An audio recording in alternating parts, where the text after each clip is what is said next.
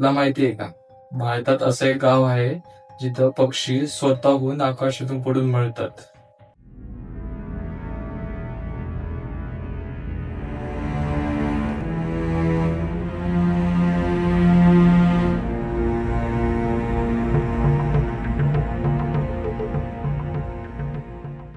आसाम मधील एक जांतिका गाव आहे.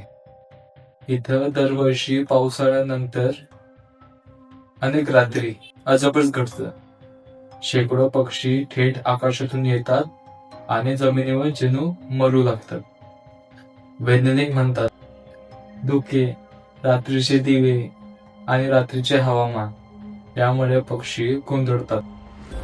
पण मात्र गावकरी म्हणतात, हे काहीतरी वेगळंच आहे.